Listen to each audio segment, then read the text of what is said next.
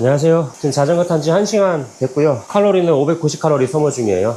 제가 어저께 지인을 만났는데 그 지인은 이제 친구가 되게 많아요. 그래서 친구들 생일도 잘 챙겨주고 자기 생일도 파티도 막 하고, 그리고 이제 친구들하고의 어떤 뭐 갈등도 있지만 친하게 잘 지내고 심심할 테니 제가 볼 때는 별로 없어 보이더라고요. 그래서 지인분이 백패킹 이런 거, 캠핑 이런 것도 주변에 친구가 그거 좋아하는 사람이 있어서 그런 것도 해봤다고 하더라고요. 제가 보면서 좀 부러웠거든요. 그 얘기 듣고, 아, 역시 친구가 많고 하면은 경험의 폭이 넓어지는구나. 내 주변에 다양한 취미를 가진 사람들이 있다면, 지인 중에 나도 그런 경험을 쉽게 접근할 수 있겠다라는 생각이 들더라고요. 근데 제가 처음부터, 저는 사실 이제 어릴 때는 사람들하고 굉장히 많이 인싸 스타일이었거든요. 초등학교 때는 계속 반장하고, 중학교 고등학교 때도 늘 친구들이랑 같이 어울려 다니는 거 좋아하고, 공부하는 거 안 좋아하고, 반에서 뭐 48등 50등 막 고등학교 2학년 때도 그랬으니까 공부하기보다는 친구들하고 노는 걸 굉장히 좋아했었어요. 근데 고3 때 갑자기 공부하면서 반에서 2, 3등으로 올리면서 이게 혼자서 공부하고 성취하고 몰입하는 재미가 엄청난 큰 즐거움이라는 거를 그때 깨닫고 나서부터는 친구하고 노는 거에 대한 그런 관념이 많이 바뀌었어요.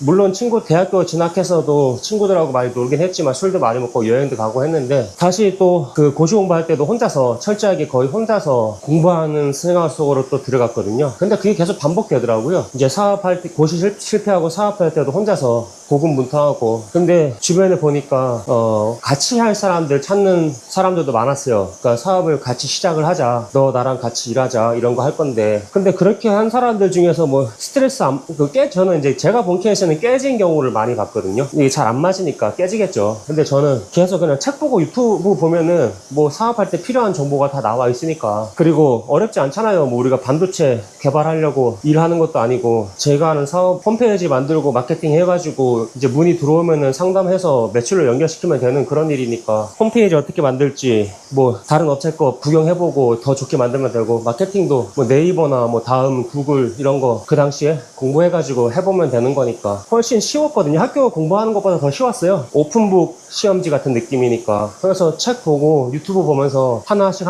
알아가면서, 그리고 그 다음날 또 사무실 출근해서 해보고 하니까 또 효과도 있고 매출도 연결되니까, 그때 1인 창업 혼자 창업했을 텐데, 그러니까 자신감도 더 붙고, 자신감이 붙고 돈이 들어오고 재밌으니까 더 공부하게 되고, 돈 가지고 또 투자해서 또 알게 되고, 그런 식으로 이제 선순환 구조가 만들어졌던 것 같아요.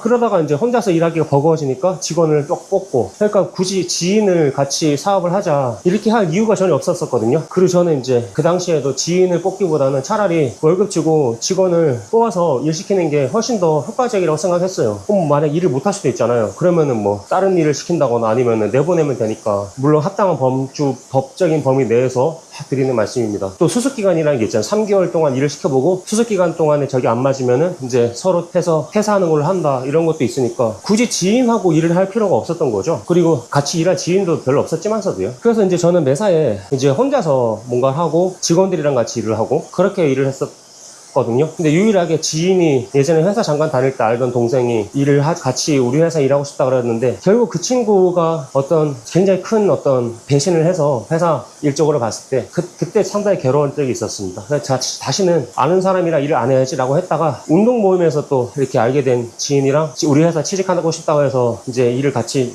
취직시켜서 일을 해봤는데, 제가 실망을 좀 많이 해서 2번이나 지인이랑 같이 일했네요, 결과적으로. 일단 그런 상황이었고, 그리고 이제 개별적으로 제가 지방에서 와서 서울에서 이렇게 막 바쁘게 살다 보니까 너무 일하는 것도 바쁘고 해서 친구랑 소통할 수 있는 감정적인 여력이 많이 없었어가지고, 결과적으로는 지금은 돈도 있고 시간도 있는데 지인이 많이 없어요. 그러다 보니까 지금은 경험의 폭이 상당히 적어지는 것 같아요. 예를 들어서 스피커, 음악 쪽으로도 관심이 좀 생기고, 여행도 관심이 생기고, 뭐 캠핑, 백패킹도 관심이 생기고, 다양한 취미 활동을 해보고 싶을 때 주변에 지인이 있으면은 훨씬 접근하기가 편하겠다. 또는 내가 관심이 없는 분야인데 저 지인이 하는 거를 보고 같이 체험을 해볼 수도 있잖아요. 그러면서 또 새로운 관심이 생길 수도 있는 거고. 그래서 가급적이면은 여러분들도, 저는 이제 철저하게 약간 나 중심으로 살아온 것도 있지만 사람 관리 하시면서 저는 필요 없을 줄 알았거든요. 뭐 어차피 저는 사업하고 뭐 공부하고 이런 거에만 관심이 있었으니까, 그게 이제 영순이었으니까. 근데 원활한 인간관계가 나중에는 굉장히 빛을 발하는 것 같아요. 그래서 삶의 질이 높아지는 건 확실한 것 같다.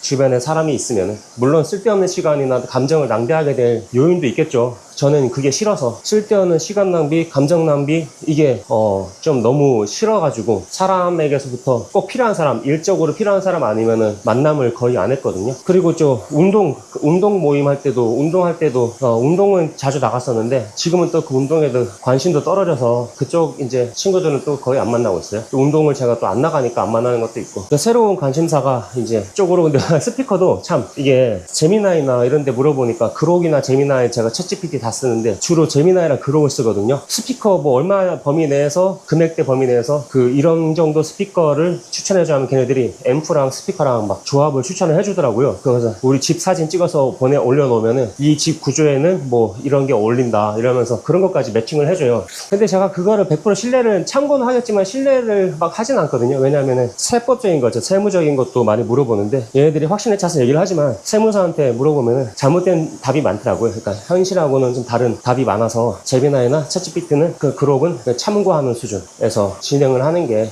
좋다. 그리고 가급적이면은 가능하시면은 인간관계에서 만나는 사람들에 대해서 저처럼 소홀히 하지 마시고 그냥 정성껏 하시면 좋겠다. 오늘도 좋은 하루 되세요.